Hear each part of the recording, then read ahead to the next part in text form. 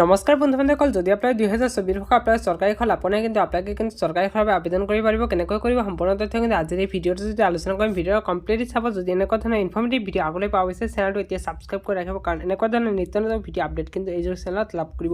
আজিৰ এই ভিডিঅ'টো আৰম্ভ কৰিছোঁ। ভিডিঅ'টো আৰম্ভণিতে আপোনালোকৰ এই যি পৰ্টেল আছে পৰ্টেলৰ লিংকটো মই ডেছক্ৰিপশ্যন দি ৰাখিম। তাৰ পৰা আপোনালোকে ইজিলি এই পেজলৈকে কিন্তু আহিব পাৰিব।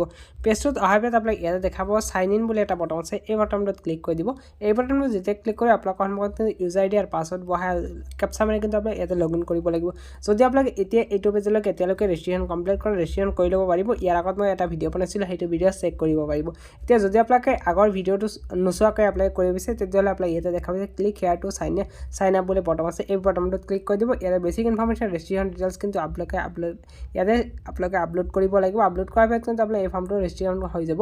আৰু ইয়াতে দেখা পাইছে প্ৰথমতে নিজৰ নাম জেণ্ডাৰটো চিলেক্ট কৰিব, এড্ৰেছটো দি দিব, চাব লোকেলিটিটো আপোনাৰ কাণ্ট্ৰিটো ষ্টেট ডিষ্ট্ৰিক্টটো চিলেক্ট কৰি পিন কোড মোবাইল নম্বৰ আৰু আপোনালোকৰ মোবাইল নম্বৰ লগতে ইমেইল আইডি আপোনালোকে ইয়াত দিয়াৰ পিছত আপোনালোকৰ যদি এক্স ছাৰ্ভিচমেন হয় ইউজ কৰিব, আদাৰৱাইজ নকৰিব। চিকিউৰিটি কোডটো বহাই দি কিন্তু ছাবমিট মাৰি দিলে আপোনালোকৰ যি ইমেইল আছে ইমেইলত কিন্তু এটা ভেৰিফিকেশ্যন কোড যাব। ভেৰিফিকেশ্যন কোডটো ছাবমিট কৰি দিয়াৰ পিছত কিন্তু আপোনালোকৰ ভেৰিফিকেশ্যন কমপ্লিট হৈ যাব আৰু আপোনাৰ ইউজাৰ আইডি পাছৱৰ্ড ক্ৰিয়েট কৰিব লাগিব। আৰু ইয়াৰ পৰা মই সুন্দৰকৈ এটা ভিডিঅ' বনাই দিছোঁ, সেইটো ভিডিঅ' লিংক মই ভিডিঅ' ডেছক্ৰিপশ্যন দি ৰাখিম। সেইটো আপোনালোকে চেক আউট কৰি চাইন ইন কৰি ল'ব লাগিব। এতিয়া আপোনালোকে চাইন ইন কৰি আপোনালোকৰ প্ৰচেছটো দেখুৱাইছোঁ কেনেকৈ আপোনাৰ হাউচিঙৰ বাবে এপ্লাই কৰিব লাগিব। এতিয়া ফ্ৰেণ্ডসকল মোৰ পূৰ্বতে আইডি আৰু পাছৱৰ্ড বনোৱা আছে, গতিকে মই চাইন ইন বটনটোত ক্লিক কৰি ইয়াতে ইউজাৰ আইডি পাছৱৰ্ড বহাই দি মই চাইন ইন কৰি লগ ইন কৰি আপোনাৰ ডিটেইলছ সম্পূৰ্ণৰূপে দেখুৱাই দিছোঁ। তো অ'পেন কৰিব ডাছবৰ্ডটো কিন্তু আপোনাৰ এনেকুৱা ধৰণৰ খোল খাব। এতিয়া আপোনাক ইয়াৰ পৰা আপোনালোকৰ যিখন এপ্লিকেশ্যন ফৰ্ম আছে এপ্লিকেশ্যন ফৰ্মটো কিন্তু ছাবমিট কৰিব লাগে। ছাবমিট কৰিব পাৰে দেখা পাইছে লজেষ্ট পাব্লিক গ্ৰিভেঞ্চ, এই ফৰ্মত ক্লিক কৰিব। এই ফৰ্মত ক্লিক কৰাৰ পিছত কিন্তু আপোনালোকৰ সন্মুখত এনেকুৱা ধৰণৰ এখন ফৰ্ম খোল খাব। এই ফৰ্মটো আপোনালোকে চেক আউট কৰিব আৰু ছাবমিট বাটনটো ক্লিক কৰিব। আৰু ইয়াৰ পৰা আপোনালোকে বিভিন্ন ধৰণৰ মিনিষ্ট্ৰী ডিপাৰ্টমেণ্ট ষ্টেট লেভেল গভৰ্ণমেণ্টবিলাক দেখাব। তললৈ স্ক্ৰল ডাউন কৰি দেখাব মোৰ মিনিষ্ট্ৰী ডিপাৰ্টমেণ্ট ষ্টেট গভৰ্ণমেণ্ট, এই ফৰ্মত ক্লিক কৰিব। আৰু ইয়াৰ পৰা কিন্তু আপোনালোকে ৰুৰেল চিম্পলি এটা ক্লিক কৰিব। ক্লিক কৰাৰ পিছত কিন্তু আপোনালোকৰ সন্মুখত দেখাব প্লিজ চেলেক্ট মেইন কেটেগৰী আপোনালোকে ক্লিক কৰিব। মেইন কেটেগৰীটো ক্লিক কৰাৰ পিছত কিন্তু আপোনালোকে দেখাব PMGY প্ৰধানমন্ত্ৰী গ্ৰামীণ আৱাস যোজনা বুলি এটা অপশ্যন আছে। এই ৰুৰেল অপশ্যনটোত ক্লিক কৰিব। ক্লিক কৰাৰ পিছত চেলেক্ট নেক্সট লেভেল কেটেগৰীটো ক্লিক কৰিব।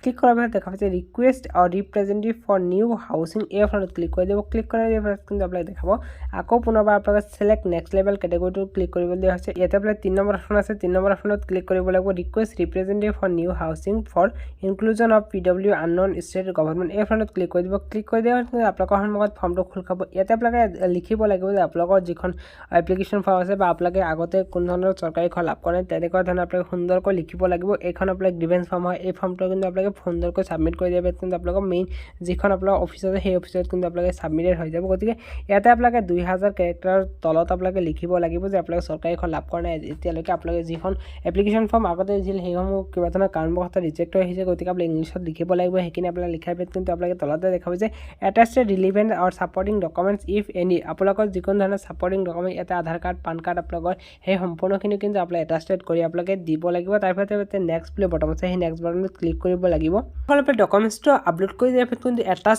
কৰিব লাগিব। এটাচ কৰাৰ পিছত নেক্সট বটনত ক্লিক কৰিব। নেক্সট বটনত যেতিয়া ক্লিক কৰিব আপোনালোকৰ ফৰ্মটো কিন্তু ইয়াতে প্ৰিভিউ আকাৰে ওলাই আহিব। এতিয়া যি ডিটেইলছ দিছে এতিয়া সম্পূৰ্ণ কিন্তু শ্ব' কৰিব। ইয়াতে আপোনালোকৰ ডিটেইলছসমূহ কিন্তু শ্ব' কৰিব। তলে স্ক্ৰল ডাউন কৰিব। এতিয়া এটা চিকিউৰিটি কোড দেখুৱাব, চিকিউৰিটি কোডটো এণ্টাৰ কৰিব।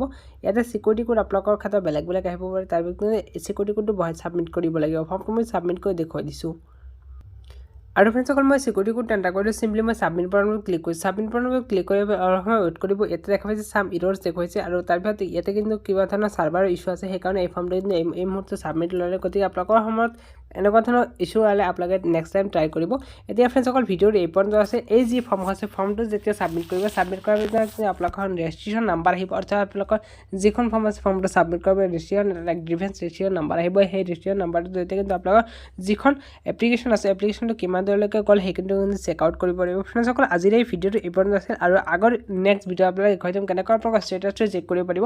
সময় আপোনালোকে প্লিজ চেনেলটো ছাবস্ক্ৰাইব কৰি ৰাখিব। ভিডিঅ' চোৱাৰ বাবে ধন্যবাদ। Thank U.